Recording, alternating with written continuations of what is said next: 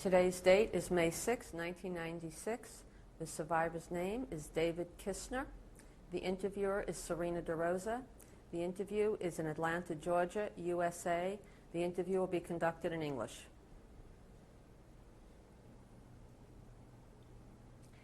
Today is May 6, 1996. My name is Serena DeRosa. I am conducting an interview today with Mr. David Kisner. We are in Atlanta, Georgia, USA. Do you drink? Yeah. Should I open this one? Okay. Good afternoon, Mr. Kisner. Nice to meet you. Could you please tell me your full name? My name is David Kisner, K-I-S-N-E-R. Do you have a Jewish or Hebrew name? Yes, David Yehuda. Okay. And where were you born, please? I was born in 1923 in the town Będzin in Poland. That's South Poland, right? Not too far from the German border. Could you spell the name of your town? B-E-N-D-Z-I-N. And that makes you how old today? Well, 23, I should say. I'm going to be in August 73. And your August what date? August 5. 19... 1923, I was born. And it's your birthday. Right. Okay. And could you tell me your parents' names, please? Yes, my father's name was Herschel, Tzvi in Hebrew, Kisner, K-I-S-N-E-R. And your mother's name? Pearl, P-E-A-R-L. Okay, Like a pearl. Like a pearl. And her maiden name? Her maiden name was Wilhelm. And did you or do you have any sisters or brothers? I had, unfortunately, 3 sisters were killed. I had 3 sisters and 1 brother. We were 5 in the family. And what were your sisters' names? Well, it was Cyril, 22 old, Sally, approximately around 20, and Edja, Ethel. You She say was around 18. when you say killed, That's what they took them to Auschwitz. I know that the transport went straight there. I was told that my whole family was in the crematorium except the youngest sister, and she passed away. That's what I was told by a gentleman who gone from one camp to another, a Pole. and she passed away how? She had gangrene on her leg. And she died? She died in Auschwitz. There must have been around 1943. And what was the name of this sister? Edja, Ethel. And your brother, what was his name? Benjamin. And when did he pass away? He just died about a year and a half ago of cancer. Which was what year? I believe it was in 1994. So you were 5 children. We were 5 altogether. And you were born, you were in the middle? I was younger than after the 3 sisters. The oldest brother, and my brother was the baby in the family. And you were after the 3 sisters? Right. Could you tell me a little bit about your life growing up in Poland, your childhood? Well, yes. I was raised in a conservative religious family. Did you practice We and observe? practiced kosher home. We went every Saturday, Shabbos, to the synagogue. Did it have a name, the synagogue? No, it was like a shtibel. And my father was very active, and he was known practically by the whole town. And he was also an elected member from the council, the Jewish Community Council. For your town? Yes. When you say he was active in the synagogue, What did you Well, mean? he was active, that he had several projects what were very dear to his heart. For instance, before the Passover holidays, for about 2 months he was going out and raising money for people who cannot have a Seder, and to make sure that they will have money to buy food. And this was done in a way that nobody should know about it, because some people were, they didn't want to take charities, if you want to call it. What was your father's occupation? We had a wholesale fur business and a hat factory. Did your mother work? My mother was very active in the hat business. She was the manager of this business, and my father was managing the fur business. You attended school in your hometown, Yes, correct? first I went to a school, the name Yabne. It was a Hebrew school. That was the public school, not a government school. It was a private school. You studied Jewish and Hebrew? Yes, the religious, all around, Zionist, what's about Israel, because my father was the president of the Zionist so-called Revisionisten. This was one of the Zev Jabotinsky was the famous head of that, and when he used to come to town, he used to always be with my father. I was very proud to entertain him. And these were Zionistic? It was the Revisionisten were part of the Zionist organization, but they always preached that we'll never have a state unless we'll fight for it. Did you attend high school? Yes, after I finished Yabne school, I made a special exam to go to a gymnasium. And the gymnasium's name was called Fürstenberg. That was a Jewish philanthropist, one of the big philanthropists in the Poland, that he built specially that school for kids like us, like me, because we could not attend the Polish public school. It was a so-called quota, that as a Jew, that not everybody could get in there. So he built a school for us, for kids like us, that we should be able to continue our studies. Unfortunately, I could not finish in that gymnasium because the war broke out. And at that time, I was only 16 years old. When was that, when the war broke out? This was the Germans occupied Benjin September the 3rd.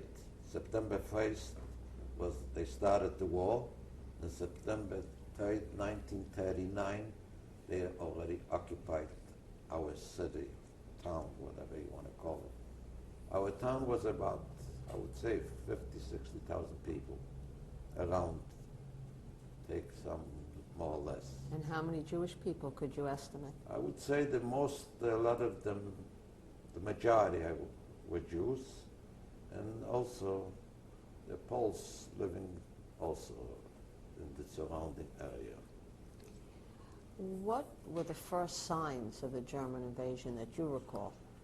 Well, the first sign was when we were occupied by the Germans, that the first thing what they did,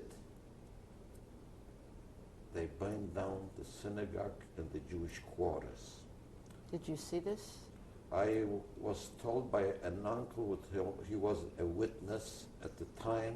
He was the manager of a bathhouse, what was right across the street from that synagogue. And he was somehow, he couldn't get home because it was a curfew. And he was watching the whole scene from a little tiny hole. Did you see anything like that? when they Well, first came into the town? Yes, we went there afterwards, the day or 2 days afterwards, and we saw the whole thing was burned down to the ground. The synagogue. The synagogue. And this the shtibel that you went to? No, this was the most beautiful synagogue in the area. It was a city synagogue by the Jewish community supported. And it was burned. It was burned down, and he told us the story how it happened. How did the invasion affect you and your family? Well, like all the Jews, we were scared to death. We were always afraid that we didn't know anything about the crematoriums at the time, but we were hoping that the war won't last too long, because on the same day, I believe it was on the second or third day, that the Allies, they were at the time France and England or Britain, whatever you want to call it, they came to they proclaimed the war against Germany. Mm-hmm. So we got our hopes are very high that will be a short war, because we believed in the big countries, like England. But unfortunately, as the days were going by, it was terrible horrors, everyday stories. What was happening? They were taking, especially the young and the strong ones, like, for instance, me. At that time, I was 16 years old. You were a student at the time. I was a student, especially the students and the people where they were taking away that we should not make protests, and all the kind of. So they sent us. They make razzias. Razzia was came in the SS with those black uniforms with the swastikas on their arms. You say Orazzias? Razzia, R-A-C-I-A. That's in Polish word, razzia. And they used to they go into the apartments, into the houses, and take out those young people and send them. We were sent away to a hard labor camp, and I was one of them. This was around maybe 6 months after the occupation. So you say the Germans. The German, the SS was taking a lot of young of the people from different areas. Was it just you and from your family? I was the first one, because we were hiding, but I was caught, and I was sent away into a camp, what was at that time hard labor camp by the name Gross Sarne, Gross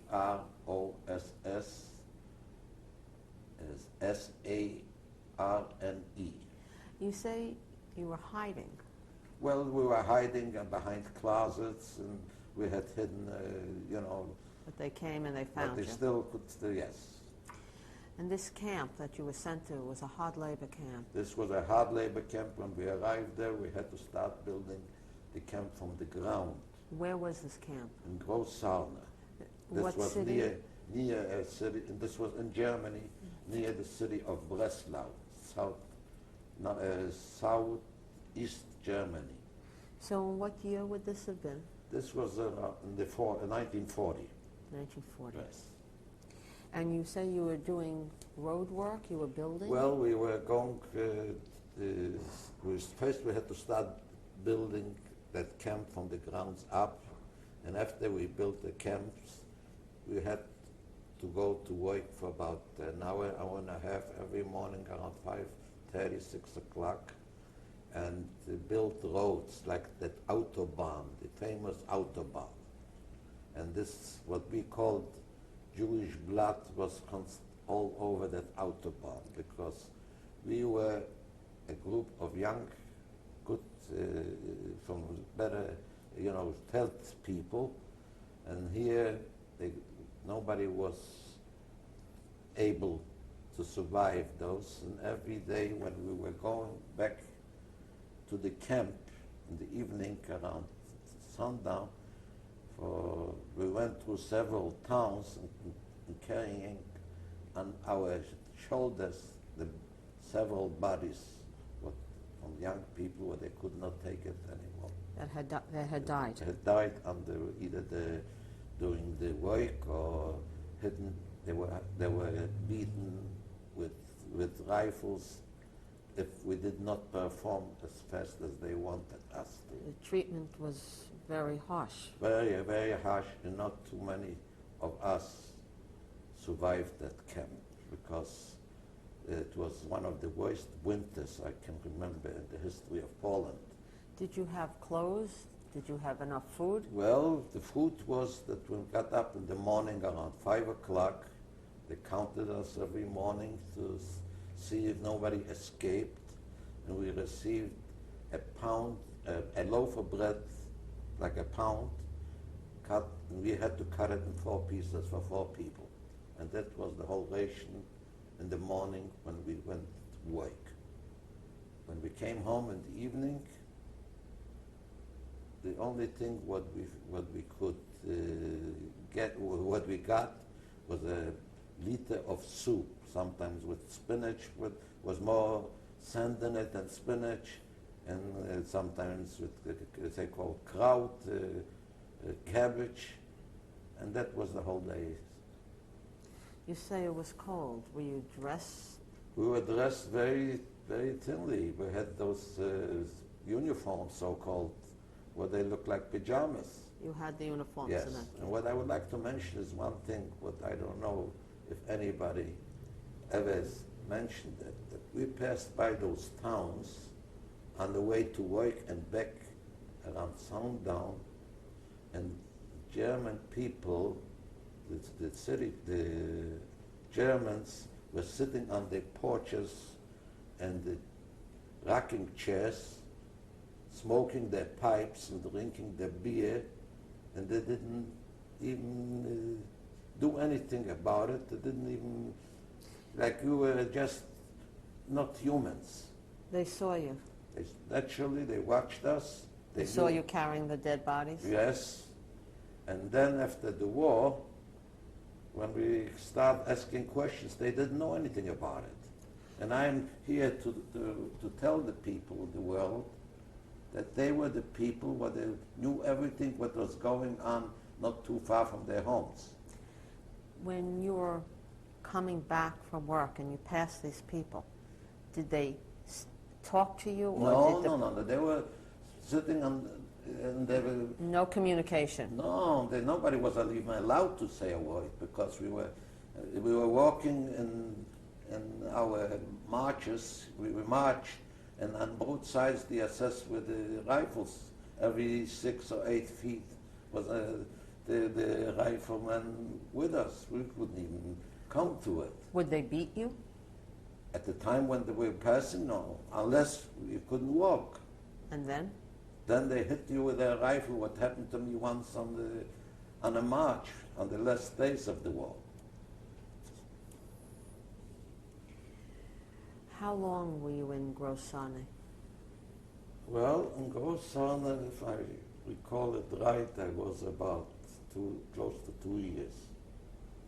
Luckily, my parents, my father, which was in the fur business, they organized a shop in the name of the German civilian came to the town, and he needed help for making uniforms for the German army. And my father put in a plan that they should have a section in the Grossner shop for the fur, because they also were interested in those long sheep skin, what do you call those, for the Eastern Front. The sheepskin coats? The coats, those long coats, what you've probably seen them on pictures sometime. And what was the name of the shop? Rosner, R-O-S-N-E-R. And my father had a plan that how to get me out of that camp. He talked to that Rosner, and he organized that Schaft, the Abteilung they called it. It was a section where they performed for those fur coats. And he said that he needs workers to be able to produce.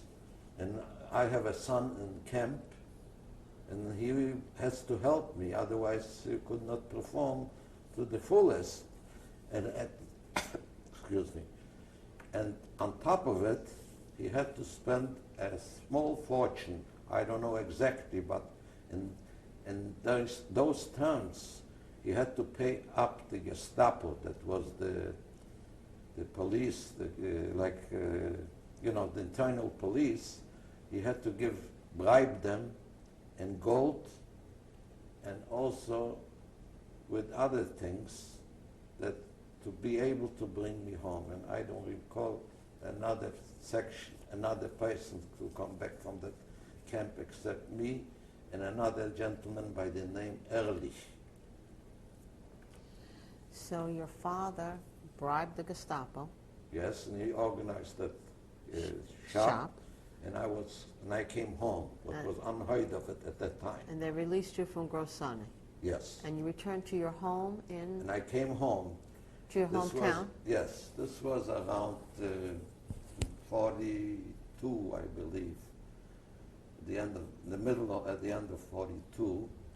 And so you returned to your family yes, in your home? Yes, I came home, and my mother, should rest in peace, worked on me for 24 hours a day because I was completely run down from it. If I would have been there for another 2 or 3 months, I was sure that I wouldn't survive. And my mother worked on me. She cooked special foods for me because I couldn't eat everything. And at that time, when I came home, I was around 70 pounds, I believe, my weight. When you were released from the camp? When I came home from that Gorsauner camp. After that, this was by the end of 42, I think. And after that, about 6 months later, they liquidated the whole ghetto. You say ghetto. Yes. What do you mean by that? While I was in camp, that Gorsauner camp, all the Jewish people had to leave their homes. Your family also my left? family included, and they had to go into a ghetto. And in the same town? Outside the town. This was like a so-called, suburb, but it was a run-down place. The But ghetto anyway, have a name? Yes, Kamionka, Kamionka. So this is where you were living when you returned from the camp? When I returned from camp, I came to that ghetto, and we were there for about, I would say, 6 to 8 months. You say we. Who was with you? Well, at that time, in the ghetto? My family was still there, except of my younger brother. During the time when I was away, about several months or a year later, he was also sent to a labor camp. While you were in Grossani, I was in Grossani, yes. But I didn't see him since the day when I left for the Grossani. So you were with your parents and your sisters? Yes, we were sisters and my parents, and also, excuse me, it was my niece, my sister Sally, married in 1938, and she had a baby, a little girl, and that girl was at the time when we were when the liquidation occurred, that baby was 18 months old. Not even 2 years, maybe a few months older. You were all living less than 2 years. And you were all living together. We were living together in the ghetto. You say your sister married. What was her husband's name? Her husband's name was Piepsh. Shir was the first name, Piepsh. Do you recall your niece's name? I remember it very well, but now at that age I don't recall it. But I know I can see her in front of me, and I like she would be alive today. And if she would be alive today, she would be close to 50 years, I believe, maybe a little older. You say they liquidated the ghetto. Yes. When you say they, you mean the Gestapo liquidated Well, the ghetto. Germans, the Gestapo, the SS, actually the SS used to do all this. That was those black uniforms with the swastikas armbands. How long were you in the ghetto? About less than a year, maybe 6 or 8 months, I don't recall exactly, but less than a year. And that's the reason I'm here today, because my mother built me up. I got it back. I was working. I went to that shop every day. The with my Rosner father. shop? The Rosner shop. And the Rosner shop, and we made those. I used to work as an operator on a machine. In the ghetto, did you and your family have sufficient food? Well, it wasn't sufficient, but we lived somehow. We could get some food one way or the other. If you had, you had to buy not from the Germans, but from the farmers around there, Were you able to come and go freely while No, living in from the the ghetto? ghetto you couldn't go freely, but out when you came in the ghetto you could go freely, Right. inside the ghetto. What was the treatment like in the ghetto? Well, it was an everyday struggle. We used to go to work, and we were happy that we had work, otherwise we wouldn't be here. Only the ones survivors, we worked for the Germans, and that was the reason why they didn't send us away right away. They needed us. And since 1943, in June, was also one of those razzias, and that when they caught my father, my sisters, except the younger one, and my brother-in-law, and they sent them away at the time to what I believe it was Auschwitz, because somebody told me where the transport went.